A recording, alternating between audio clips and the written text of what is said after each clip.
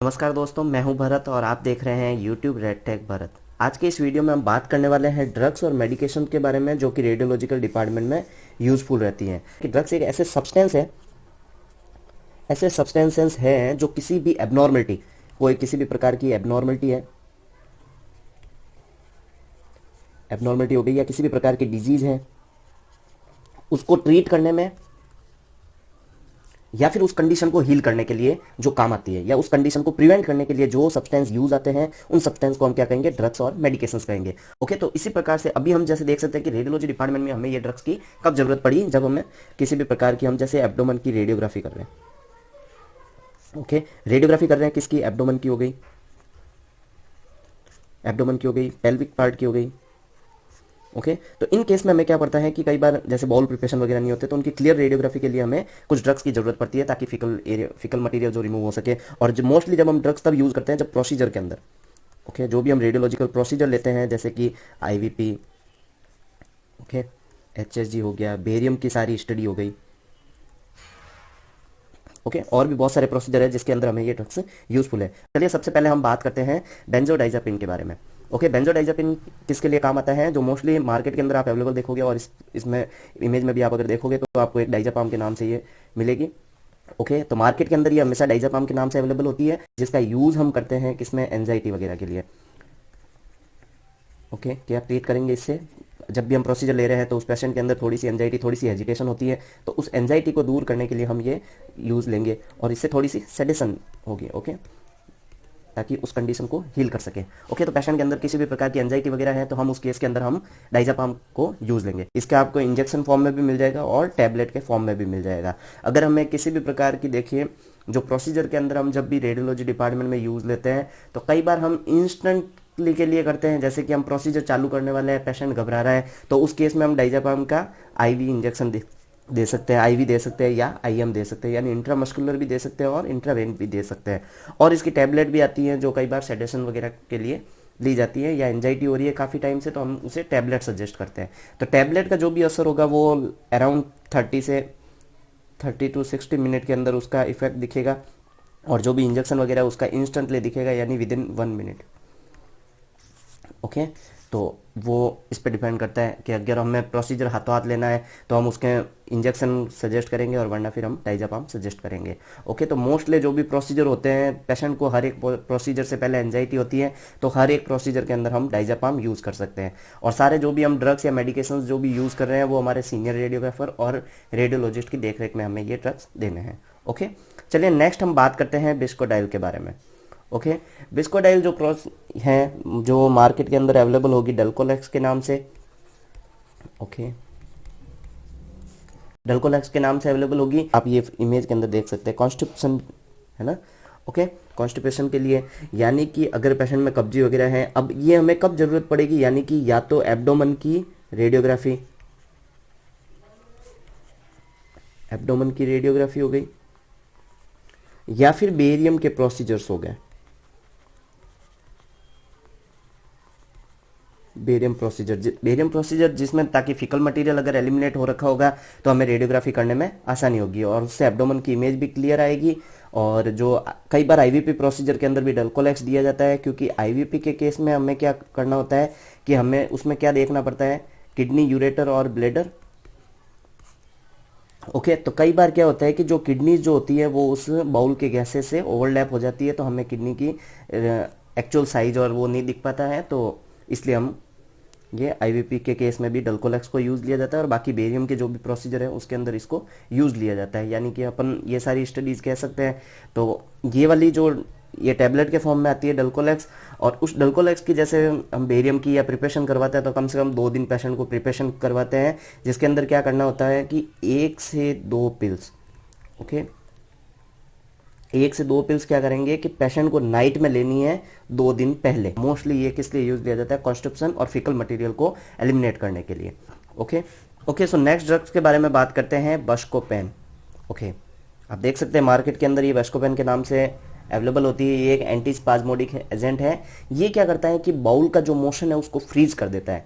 जब हमने अभी पहले क्या किया था, जब भी हमने डल्कोलेक्स लिया था जिससे फिकल मटेरियल वगैरह रिमूव हो गया था, अब हम क्या कर रहे हैं, जब भी कुछ प्रोसीजर्स वगैरह इसमें ले रहे हैं तब हमें क्या करना पड़ता है कि जो बाउल का जो मोशंस है, यानी अब उसमें किसी भी प्रकार का मोशन नहीं होना चाहिए हमें, उसके लिए हम क्या करते हैं कि उस बाउल के मोशन को हमें जब फ्रीज करना है, ओके, यानी कि अब बाउल का मोशन नहीं चाहिए हमें, तो उस बाउल के मोशन को फ्रीज करने के लिए हम उसके लिए बस्कोपेन टैबलेट का यूज़ करते हैं। ओके, तो हम किसी भी प्रकार की जो जीआईटी वगैरह की स्टडी जब भी हम करते हैं, ओके, जीआईटी स्टडी हो गई या बेरियम की स्टडी हो गई, उसके अंदर कई बार हम ये जो है बस्कोपेन यूज़ लिया जाता है। मोस्टली हम डल्कोलेक्स ही यूज़ लिया जाता है, बस्कोपेन का बहुत कम यूज़ लिया जाता है। पर ये सारी रेडियोलॉजी डिपार्टमेंट के अंदर कुछ कुछ जो एसेंशियल जो ड्रग्स होते हैं वो इसमें यूज़फुल रहते हैं और हमें इनके बारे में पता भी होना ज़रूरी होता है। ओके, नेक्स्ट हम बढ़ते हैं एविल के बारे में। एविल के बारे में आपने खुद ने भी कई बार सुना होगा और ये भी जानते हैं कि एविल को यूज़ क्यों लिया जाता है, कि एविल जब भी किसी भी प्रकार की एलर्जी वगैरह होती है तो हमें सबसे पहले एविल का ही नाम आता है कि एविल का इंजेक्शन लगवा देते हैं, सब कुछ सही हो जाएगा। ओके, तो ये आईएम भी आते हैं और आईवी भी आते हैं, क्योंकि किसी भी प्रकार की एलर्जी के अंदर हमें इंस्टेंट रिजल्ट चाहिए होते हैं। ये एक एंटी हिस्टामिन है, ओके, एंटी हिस्टामिन मेडिसिन है जो कि एलर्जी रिएक्शन के अंदर काम आती है।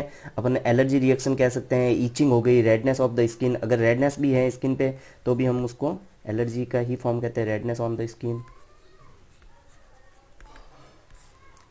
एलर्जी कह सकते हैं हम, एलर्जीज हो गई। फिर हम एक ईचिंग भी कह सकते हैं। इन सबको ट्रीट करने के लिए हम एविल का इंजेक्शन लिया जाता है। कई बार हम जब भी प्रोसीजर के अंदर कॉन्ट्रास्ट देते हैं इंट्रावीनसली, तो उसमें कई बार पेशेंट को एलर्जी हो जाती है, कई बार रेडनेस होती है उस स्किन पे, तब हम एविल का इंजेक्शन का यूज़ कर सकते हैं। ओके, नेक्स्ट हम बढ़ते हैं डेक्सामेथासोन। ओके, डेक्सामेथासोन जो कि टैबलेट के फॉर्म में भी आता है कई बार, और ये भी IVIM यूज़ लेने के लिए इंजेक्शन फॉर्म दिखा रखा है, और ये भी एक हमारा इंजेक्शन फॉर्म है। ओके, तो डेक्सामेथासोन जो है मार्केट के अंदर अवेलेबल होता है डेक्सोना के नाम से।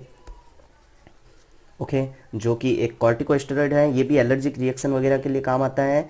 और कब काम आता है कि जब भी हमारे जहाँ भी एलर्जी हो रही है वहाँ पे अगर स्वेलिंग वगैरह है। ओके, अभी हम एविल के बारे में भी देख रहे थे, तो एविल भी क्या है, एलर्जिक के अंदर यूज आ रहा है, रेडनेस ऑफ द स्किन वगैरह में, तो ये भी डेक्सोना भी क्या है इसमें यूज आता है कि एक तो एलर्जिक रिएक्शन हो ही गई, ओके, एलर्जिक रिएक्शन हो गई, और साथ में ही अगर ईचिंग और स्वेलिंग भी है, ईचिंग हो गई, स्वेलिंग हो गई, उस केस में भी हम डेक्सोना को यूज लिया जाता है। ओके, तो अब हम बात करते हैं एंडोस्ट्रॉन के बारे में। एंडोस्ट्रॉन जो है ये ऑन्डेम के नाम से मार्केट में अवेलेबल है। ओके, जो कि IVIM किसी भी प्रकार से यूज़ ले सकते हैं। ओके, तो ये एक क्या है, ये कब यूज़ लिए जाते हैं ऑन्डेम, आपने कई बार देखा होगा कि कई बार वोमिटिंग जैसा उसको लग रहा है तो हम क्या कर सकते हैं, या फिर बेचैनी हो रही है तब हम क्या करते हैं कि ऑन्डेम का एक इंजेक्शन दिलवाते हैं। ओके, तो ये एक एंटी एमेटिक है, यानी कि एंटी एमेटिक यानी कि जो वोमिटिंग वगैरह में यूज आएगी। एंटी एमेटिक है यानी कि ये वोमिटिंग और नोजिया,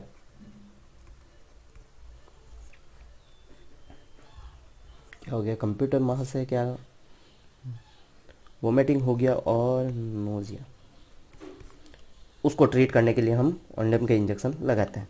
ओके, नेक्स्ट हम बढ़ते हैं एपिनेफ्रिन की तरफ। ओके, सो एपिनेफ्रिन कब काम आता है, ये एक एड्रेनालिन के नाम से जाना जाता है, जो कि किस में ट्रीट करने के लिए यूज़ किया जाता है, अपन यूज़ कर सकते हैं किसके ट्रीटमेंट के लिए। ओके, अगर सीरियस एलर्जी है किसी के अंदर, okay, serious allergic reaction, okay, उसके अंदर ये यूज़ लिया जाता है। और कई बार आपने जो भी आपने रेडियोलॉजी डिपार्टमेंट में देखे होंगे कि पेशेंट में कई बार जो कॉन्ट्रास्ट की एलर्जी होती है, पर कुछ पेशेंटों में होता है कि उन्हें अचानक से घबराहट होने लग जाती है, उनको सारी स्किन रेड होने लगती है, बीपी लो होने लगती है, इस प्रकार की कंडीशंस होती हैं जिसे हम एनाफाइलेक्सिक शॉक कहते हैं, एनाफाइलेसिस कहते हैं। और ये वाले एपिनेफ्रिन उसके अंदर ये काम में लिया जाता है, उसमें एड्रेनालिन का इंजेक्शन दिया जाता है। ओके, तो अभी हम देखेंगे कि एनाफाइलेक्सिक है क्या। ओके, तो उसमें क्या होता है कि जो भी अपन जो कंडीशन कह रहे हैं वो है एनाफाइलेसिस। ओके, तो इसमें क्या हो जाता है कि ब्रीथनेस में शॉर्टनेस हो जाती है। ओके, ब्रीथ में shortness, breath shortness, okay, breath shortness होगा, लो ब्लड प्रेशर अभी कहा कि लो हो जाएगी बीपी। ओके, और कई बार कंडीशन में कार्डियक अरेस्ट भी हो सकता है। तो उस केस में हमें एपिनेफ्रिन का इंजेक्शन लगाया जाता है। ये सारे जो भी इंजेक्शंस हैं या जो भी ड्रग्स हैं, ये जब भी आप प्रोसीजर करते हैं तो ये सारे जो हैं आपके पास होने चाहिए जब आप प्रोसीजर कर रहे हैं उस समय। ओके, तो एनाफिलैक्सिस में आप देख सकते हैं क्या होता है कि dizziness and faintness, loss of consciousness, itchy mouth. Okay, ये बहुत सारे इसकी एक कंडीशंस है जिसके अंदर अपन मोस्टली जो कहते हैं कि ब्रीथ के अंदर शॉर्टनेस हो जाती है, ब्लड प्रेशर लो होने लग जाएगा, या कार्डियक अरेस्ट की भी केस हो सकती है। ओके, तो इसको हम कहेंगे एनाफिलाइसिस। ओके, तो नेक्स्ट हम बढ़ते हैं नाइट्रोग्लिसरीन के बारे में। नाइट्रोग्लिसरीन मोस्टली जो भी कैथ लैब के प्रोसीजर वगैरह होते हैं वहाँ पे इसको यूज़ लिया जाता है। टैबलेट के फॉर्म में भी अवेलेबल है, और टैबलेट के फॉर्म में भी और IVIM के फॉर्म में भी अवेलेबल है। ओके, तो ये मोस्टली क्या है कि जब भी हम सीटी कोरोनरी एंजियोग्राफी हो गई या कैथ लैब के जितने भी प्रोसीजर हो गए जिसके अंदर एंजियोग्राफी, एंजियोप्लास्टी, ये सारे जो प्रोसीजर हैं उसके अंदर इसको यूज़ लिया जाता है। ओके, अब यूज़ क्यों लिया जाता है, तो क्या करता है ये चेस्ट पेन को प्रिवेंट करता है। जब भी हम किसी भी प्रकार के एंजियोग्राफिक प्रोसीजर ले रहे हैं, ओके, तो उसमें क्या करेगा कि जो कोरोनरी ब्लड की जो वेसल्स हैं उसको एक तो डायलेट कर देगा। ओके, यानी कि अपन इसको वेसो डायलेटर भी कह सकते हैं, यानी कि ये क्या कर रहा है, वेसल्स को डायलेट कर रहा है। ओके, वेसल्स को क्या कर देगा, डायलेट करेगा। डायलेट अगर करेगा तो क्या होगा, अच्छे से उस ओपेक की 5 हो जाएगा। ओके, तो इसलिए हम ये इसको नाइट्रोग्लिसरीन को यूज़ लिया जाता है ताकि ये चेस्ट पेन और उसको प्रिवेंट करेगा। जब भी कैथ लैब के या जो भी प्रोसीजर्स होते हैं उसमें इसको मोस्टली यूज़ दिया जाता है। मोस्टली इसका यूज़ अपन जनरली जो प्रोसीजर्स वगैरह करते हैं तब नहीं यूज़ आता है, ये कैथ लैब के प्रोसीजर में मोस्टली यूज़ आता है। ओके, नेक्स्ट हम देखते हैं नॉर्मल सेलाइन के बारे में। नॉर्मल सेलाइन आप सब जानते हैं, जो NaCl जो अपन होता है। ओके, तो सोडियम क्लोराइड हम इसे कह सकते हैं, सोडियम क्लोराइड सॉल्यूशन। ओके, कई बार जो हैं जैसे IV कैथेटर वगैरह जो होते हैं उनको क्लीन करने के लिए, ओके, IV कैथेटर हैं उन्हें क्लीन करने के लिए, या फिर जो भी हमने कोई भी कैनुला वगैरह जो उस पेशेंट के लगाया है तो उसका उस वे को या फ्लो को, या कैनुला आउट तो नहीं है, कई बार उस कंडीशन को चेक करने के लिए भी हम इसको यूज़ किए जाते हैं। और कई बार इसको आप देख सकते हैं कि जो नॉर्मल पेशेंट जिसके अंदर मतलब सोडियम का लेवल लो हो जाता है या फिर डिहाइड्रेशन हो जाता है तो उस केस में ये पेशेंट को लगाया जाता है। ओके, डिहाइड्रेशन हो गया, डिहाइड्रेशन के केस को ट्रीट करने के लिए। ओके, और किसको ट्रीट कर सकते हैं कि जिसके अंदर लो सोडियम हो गया है। ओके, सोडियम लो से चक्कर वगैरह आने लग जाते हैं, वॉमिटिंग होती है। और ओके ओके, तो ये हो गया हमारा नॉर्मल सेलाइन, इसमें यूज़ लिया जाता है।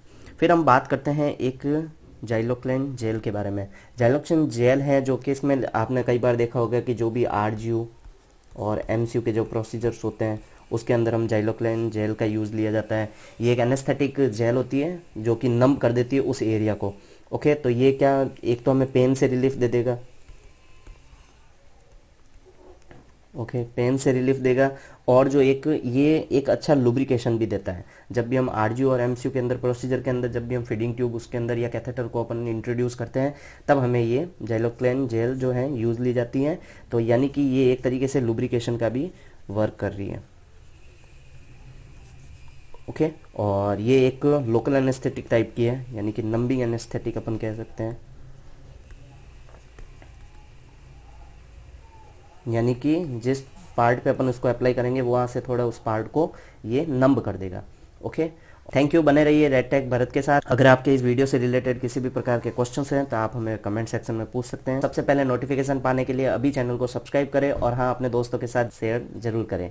Thank you.